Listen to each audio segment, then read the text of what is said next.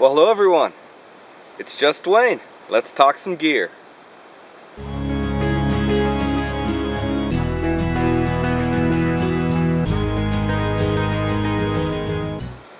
One of the things I've gotten a request on was to explain a little bit about my gear hammock. I am getting a little bit older, a little tough to say, but it's true, and when I sit around the campfire, I find that just sitting on a stump or on a log or on the ground causes my back to just start to hurt, and even when I sit on a pad, that just doesn't really seem to get it done for me. So I decided that I wanted to try to come up with some kind of camp seat that didn't weigh very much, because I want to be comfortable, but I don't want to haul the heavy load either.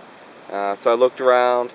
I saw the Jerry chair. That seemed pretty interesting, but I'm still sitting on the ground, so I didn't know how that was going to work out for me, and a lot of the other options that I saw just didn't really fit the bill for what I was looking for. Another issue that I was having was that whenever I don't want to keep my pack on the ground. I like keeping everything up in the air. I mean, I'm in a hammock, I'm in the air. Why shouldn't I be able to keep all my stuff in the air?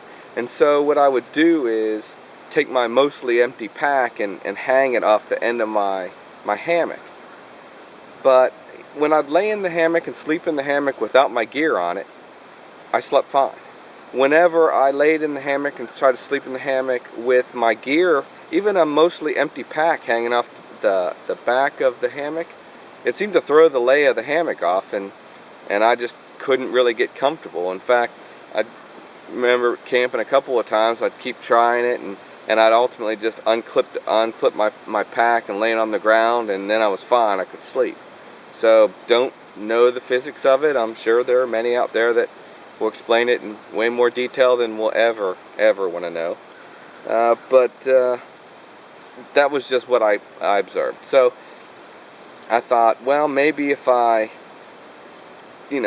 come up with another way of hanging it. And I wanted it to be under the tarp. I wanted it to be accessible. I didn't want it to get wet.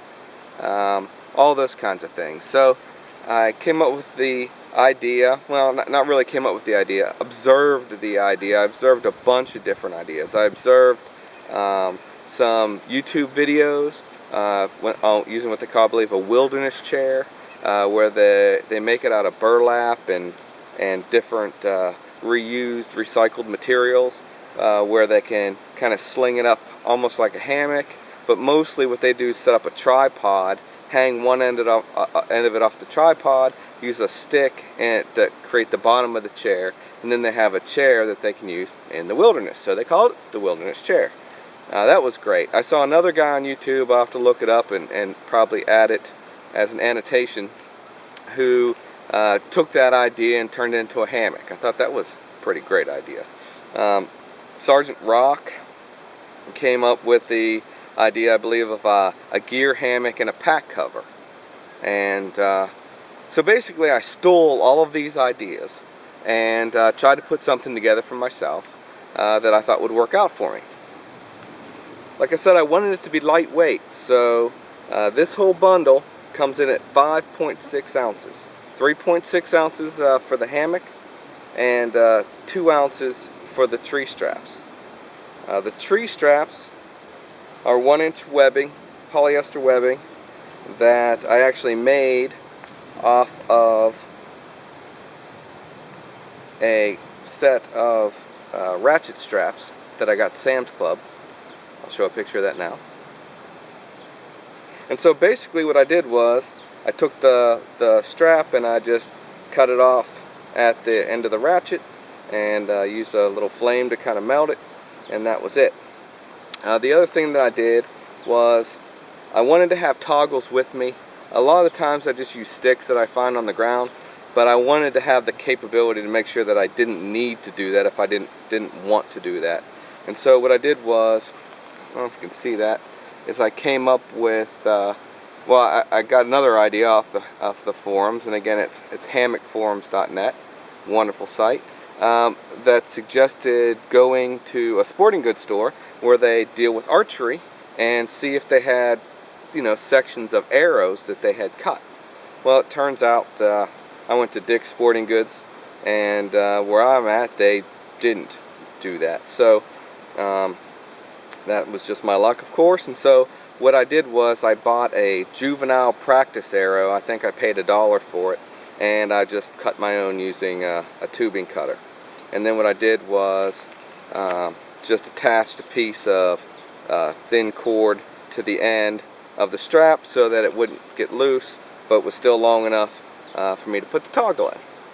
So like I said, we're looking at 5.6 ounces, 3.6 if you don't count the straps, and depending on how I'm setting up, I may or may not need the straps. If I'm just using it as a gear hammock, then I use the straps that I use for my hammock, and so I don't need them, so that saves 2 ounces. But if I'm planning on sitting around a campfire and want to have the ability to have the chair set up when the hammock is also set up, then I bring the extra set of straps. It's 2 ounces.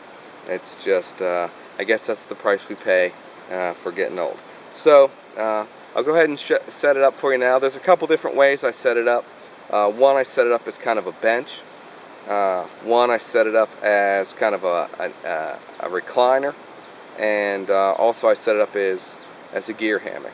I'm sure there are many other ways. One I haven't tried is setting it up as a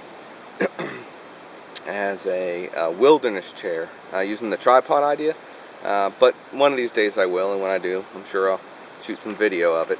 But I built it with that in mind, trying to make it as flexible as I could. So kind of what my plan is I'll show you some of the different ways I set it up, and then I'll show you some details later on its construction, because some folks have asked what did I do to build it, and believe me, I can't sew very well at all. I've been doing it for a couple of months since I got the inspiration on hammockforums.net to give it a try. So my stuff isn't very good, but so far it hasn't put me on the ground. The first way we're going to go ahead and set it up is my favorite, probably my favorite way, which is as a kind of easy chair recliner. Gives me good back support, and it's comfortable. So let's go ahead and set that up, and we'll take a look at it. Okay, well, there are a lot of ways to set up these tree straps, and I see folks use a whole lot of different methods, and I've tried a lot of them. Some of them will use a Dutch clip, where they'll wrap the tree hugger around, and they'll have a Dutch clip, or they'll use a carabiner to clip it off, and then they end up with a tail that they'll use the marlin spike hitch on. When I was looking at it, I couldn't really figure out, for me, why I would need to do that. When I used my War Bonnet Blackbird, I needed to have something on the end because the straps were part of the suspension of the hammock. I mean, they were connected to the hammock, and so you only had one free end. But in this case, I have 2 free ends, and I use the same system for my hammock.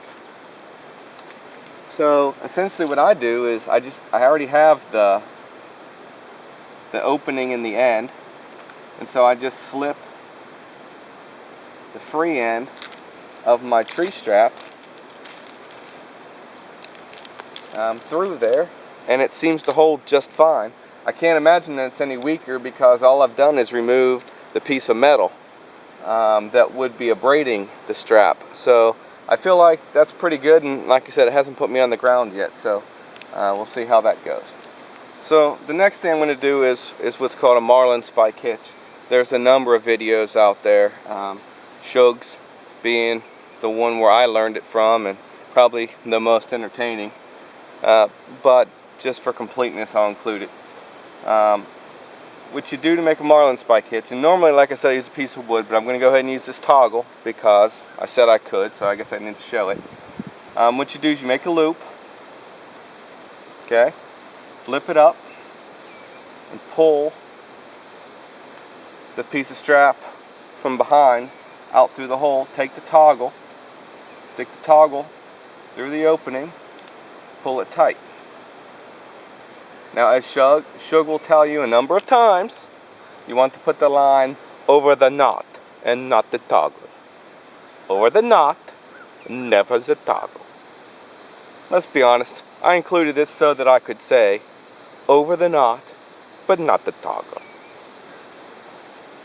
So anyway, there's the marlin spike hitch. To save some time, I went and set up the other tree strap already so that we can move on. They're both set up the same way, just different heights.